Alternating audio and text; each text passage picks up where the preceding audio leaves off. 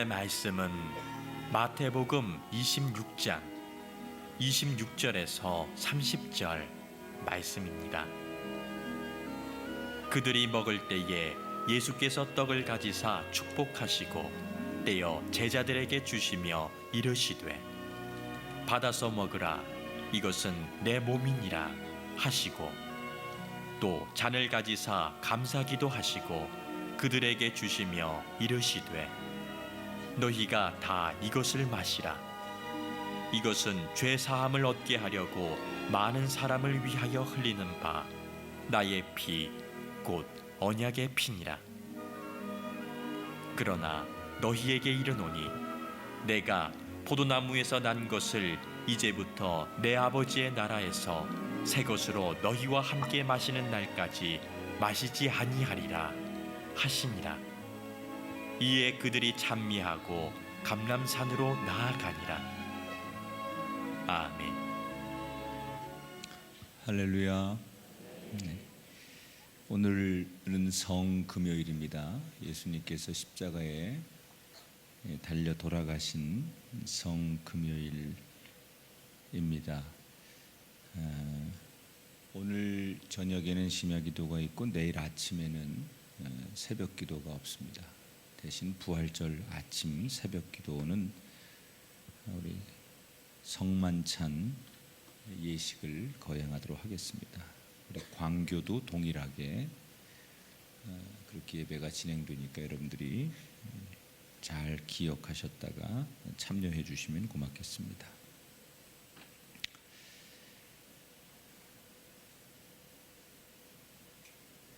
사람이 살면서 지워버려야 할 기억이 있고 반드시 기억해야 할 중요한 본질적인 기억이 있습니다. 오늘 아침에는 믿음의 본질이 뭘까, 우리가 꼭 잊지 말고 기억해야 할 믿음의 본질은 무엇인가라는 것을 생각해 보려고 합니다. 예수님께서 십자가에 달려 돌아가시기 전날 밤 제자들과 마지막 식사를 하신 내용을 오늘 살펴보려고 합니다. 예수님께서 나귀를 타시고 예루살렘에 들어오셨을 때 그 당시 예루살렘은 축제 분위기로 들떠 있었습니다. 왜냐하면 이스라엘의 최대 명절이었던 유월절 이 축제를 기다리고 사람들이 들떠 있었기 때문입니다. 유월절 절기라는 것은 과거의 이스라엘 백성들이 애굽, 이집트에서 하나님의 은혜로 탈출하게 되고 해방하면서 그때 받았던 그 감격과 은혜를 잊지 말자 해서 후손들이 지키는 이스라엘 명절의 최고의 명절입니다. 학자들에 의하면 예수님이 예루살렘에 입성하셨을 때 이때 예루살렘에 모인 인파가 유대와 갈릴리 지역 또 심지어 해외에서까지 이 유월절 명절을 지키기 위해 사람들이 몰려들었기 때문에 예루살렘 성 안에 최소 10만 명 이상이 모여 있었을 것이다, 이렇게 학자들이 추정을 합니다. 이제 며칠이 지나고 유월절 연휴의 첫날인 목요일이 되었습니다. 랍비들의 전통에 의하면 유월절 식사는 꼭 예루살렘 성 안에서 해야 했기 때문에 가능하면 많은 사람들이 그 성전이 있는 그 예루살렘 그 성 안에서 식사를 유월절 때는 하려고들 했습니다. 그래서 이 전통에 의해서 예수님께서 제자들에게 우리도 유월절 식사할 장소를 한번 찾아봐라 라고 지시를 하십니다. 명령을 받은 제자들이 찾다가 마치 휴가철에 어디 가서 숙소 구하려면 평상시에 너무 평범한 숙소도 구하기 어려운 것처럼 아마도 유월절 식사를 하려는 사람들이 많았기 때문에 장소를 구하는 게 그렇게 쉽지 않았을 것입니다. 그래서 결국 제자들이 찾아내고 빌린 장소가 마가라고 하는 사람의 집에 위에 다락방 하나를 간신히 구하게 됩니다. 날이 어두워져서 예수님과 제자들이 그 마가의 다락방에 모여서 식사를 합니다. 그런데 식사의 분위기가 평상시에 예수님과 제자들이 나눴던 그 분위기하고는 너무나 다른 거예요. 얼굴에는 아주 뭔가 비장하면서도 무거운 분위기가 서려 있었고, 예수님께서 식사 도중에 여기 있는 너희들 중에 한 사람이 나를 팔 것이다, 이런 이상한 말씀을 하시기도 하고, 또 그 말에 가룟 유다가 갑자기 뛰쳐나가고, 아무튼 그날 저녁의 식사는 축제 식사가 아니었습니다. 마음이 뒤숭숭하고 분위기가 어두웠습니다. 분명히 오늘의 식사는 즐거운 식사여야 하고 잔치와 축제의 식사이어야 하는데, 왜 예수님과 지금 이 유월절의 이 식사가 그렇게 무거운 분위기였을까? 예수님은 이미 이 식사가 제자들과 내가 나눌 수 있는 마지막 식사라는 것을 알고 있었기 때문입니다. 그리고 오늘 이 식사는 단순히 먹는 자리가 아니라 내가 제자들에게 마지막으로 부탁하고 당부할 수 있는 그런 시간이라고 생각하시고, 예수님은 식사를 하면서 집례를 하기 시작합니다. 잘 아는 대로 오늘 조금 전에 우리가 본 영상대로 누룩이 없는 빵, 이 빵을 집어 드시고 축복 기도를 먼저 하신 다음에 그 빵을 찢어서 제자들에게 돌려주면서 이것을 받아서 먹으라, 이것은 내 몸이다. 조금 전에 보신 영상대로 제자들이 울먹이며 예수님의 평소와 다른 그 비장하고 눈가에 촉촉히 맺혀진 이슬을 보면서 제자들이 울먹울먹 이 빵을 받아 먹기 시작하죠. 그리고 포도주를 잔을 채워 나눠주면서 이것도 받아서 마셔라, 이것은 내가 흘리는 피와 같은 것이다. 예수님은 이 식사를 통해서 유월절 빵처럼 예수님의 몸이 찢겨질 것이고 붉은 피를 흘리게 될 것이다, 이렇게 제자들에게 말씀하셨는데, 제자들은 믿을 수가 없었습니다. 아니, 믿고 싶지 않았습니다. 듣고 싶지 않았습니다. 너무나 충격적이고 상상도 하고 싶지 않은, 우리가 사랑하는 예수님, 우리가 그렇게 신뢰하고 믿었던 예수님이 이 연약한 빵처럼 찢겨지는 그런 고통, 죽음, 이런 걸 당한다는 거 상상도 하고 싶지 않았던 거예요. 불편한 소리입니다. 듣고 싶지 않은 소리입니다. 기억도 하기 싫습니다. 그러나 예수님은 이것을 제자들에게 꼭 알려주어야 했고, 제자들은 예수님이 알려준 이 이야기를 불편해도 꼭 기억해야만 했습니다. 왜냐하면 예수님의 죽음과 고통에는 분명한 이유가 있었기 때문입니다. 그 이유가 뭐냐? 왜 이것을 너희들이 불편하지만 기억해야 하느냐? 오늘 마태복음 26장 28절에 예수님이 이렇게 말씀하십니다. 죄사함을 얻게 하려고 많은 사람을 위하여. 죄에 빠진 사람을 구원하려면 이 방법밖에는 없다는 거예요.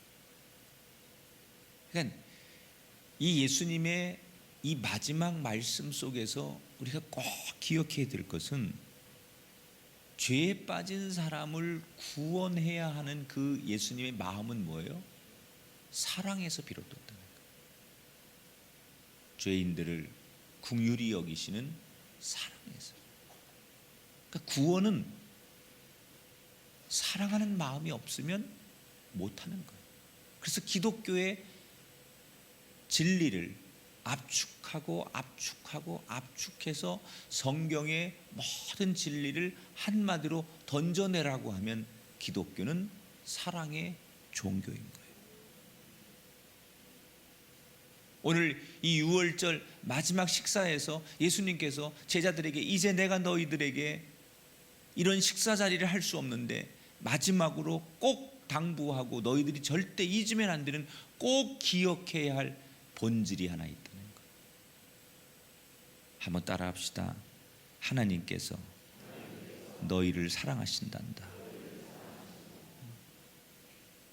다른 건 다 잊어버려도 좋지만 하나님께서 이처럼 너희를 사랑한다라고 하는 이 믿음의 본질, 이것은 절대로 잊으면 안 된다는 거예요.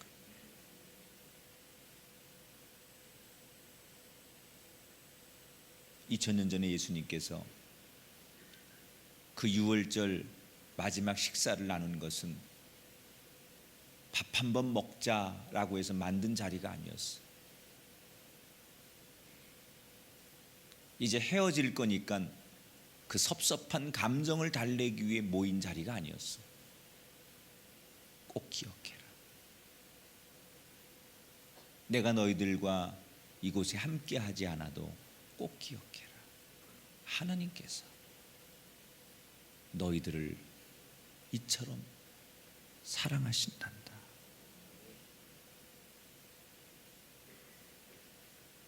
여러분, 우리가 다른 거 다 잊어도 됩니다.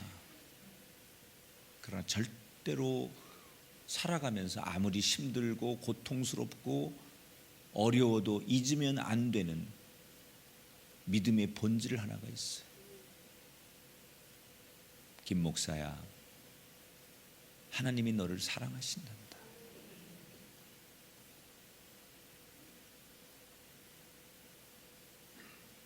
여러분을 향하여 오늘 주시는 말씀에 절대로 잊으면 안 돼요. 내가 너를 사랑한단다. 여러분은 사랑받는 자녀인 것을 믿으십니까? 혹시 세상살이에 치여서 하나님 사랑을 보지 못하고 기억하고 잊지 않는 것은 아닙니까? 너무 힘들다 보니 내가 하나님 사랑을 받고 있는 것을 다 잊어버리고 지워버리고 망각하고 살고 있지는 않습니까? 다시 기억하십시오. 그래, 나는 하나님께 사랑받는 자녀지. 그런 사람을 위해서 예수님께서 일전에 이렇게 말씀하신 적이 있어요. 요한복음 3장 16절에 하나님이 세상을 이처럼 사랑하사 독생자를 주셨으니 이는 그를 믿는 자마다 멸망하지 않고 영생을 얻게 하려 하심이라. 여러분은 누가 뭐래도 하나님께서 이렇게 사랑하셔서 독생자의 목숨과 맞바꾸신 존귀한 존재, 가치 있는 존재, 그게 바로 여러분의 실존인 줄 믿으시기 바랍니다.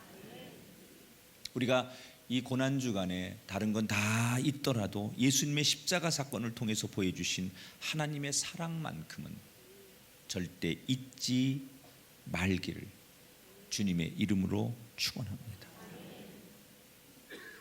이 땅에 되어지는 일 때문에 일회일비하지 말고 우리가 꼭 기억해야 할 것, 나는 사랑받는 주의 자녀라. 오늘 기도할 때 이 새벽에 다른 것 생각하지 말고 이런 기도를 드려보십시오. 하나님, 예수 그리스도를 이 땅에 보내시고 저를 구원해 주신 하나님의 사랑에 감사합니다. 지금까지는 이 땅에 소망을 들고 살았지만 이제는 천국의 소망을 두고 언제 어디서나 하나님을 찬양하는 인생이 되게 하소서. 기억하십시오. 나는 사랑받는 하나님의 자녀라는 것을 믿음으로 이것을 기억하고 나가는 사람에게 하나님이 함께 동행하실 줄 믿습니다. 오늘은 성금요일입니다. 예수님께서 2000년 전 어젯밤에 겟세마네 동산에서 잡히셨고 밤새 이제 고난을 당하셨다가 2000년 전 오늘 십자가에 달려서 운명을 하십니다. 이러한 예수님의 죽음이 나를 사랑하셨기 때문임을 우리가 믿고 고백하며 하나님께 감사하고 또 아름답게 살아가는 복된 하루가 되시기를 주님의 이름으로 축원합니다. 찬송가 147장 오늘은 5절 찬송을 고백할 텐데, 거기 너 있었는가 그때 주님 그 무덤에서 나올 때, 오 때로 그 일로 주께 영광 영광 영광, 거기 너 있었는가 그때. 오늘 후렴 가사가 어제까지 불렀던 네 번하고 다르죠. 주님 무덤에서 나올 때, 부활할 때 너 거기 있었느냐. 주님께 영광, 주님께 영광. 여러분, 비록 예수님이 오늘 십자가에 달려 돌아가시지만 무덤을 깨고 나오는 그 부활을 목격하는, 그 부활에 참여하는 저와 여러분이 되어서 우리도 하나님 앞에 영광을 올려드릴 수 있는 그런 성도들 되시기를 축복합니다. 그런 믿음의 마음으로 이 찬양을 고백하겠습니다. 거기 너 있었는가 그때에 주님 그 무덤에서 나올 때,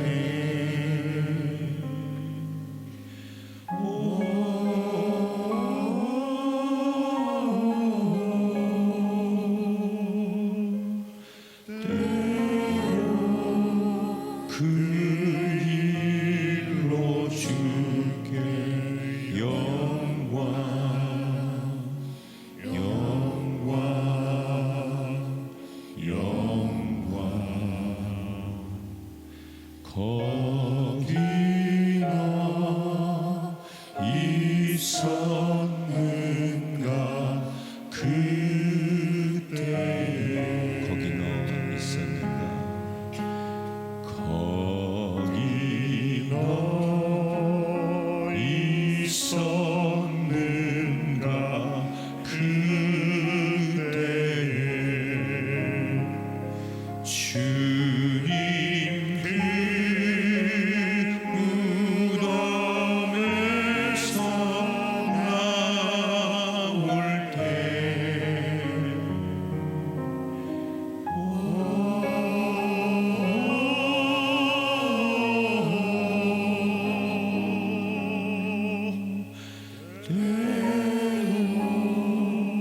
그 일로 주께 영광 영광 영광. 거기 너 있었는가 그때. 우리 눈을 감으신 채로 찬송의 가사를 떠올리시면서 주님 그 무덤에서 나올 때, 주님이 그 무덤과 죽음을 이기고 나올 때 너는 거기 있었느냐? 주님이 죽었기 때문에 실망하고 돌아선 숨어있는 제자들 아니라 마리아처럼 주님 그 무덤을 깨고 나올 때 거기 너 있었느냐? 그 주님의 물으심 앞에 주님, 제가 부활의 증인이 되길 원합니다. 그런 마음으로 묵상하며 허밍으로 한 번 더 고백하겠습니다.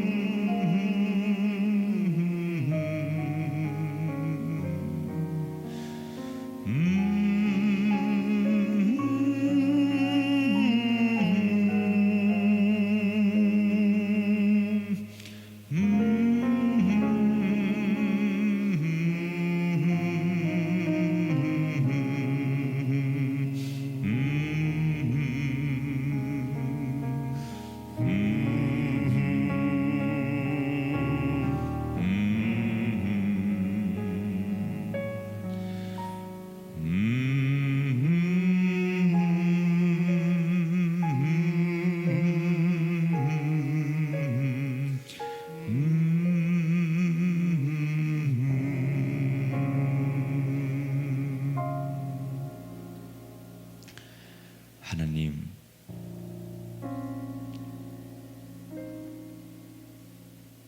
보여지는 것에 의해서 우리 인생을 맡기다 보니 정말 중요한 본질을 자꾸 잃어버립니다.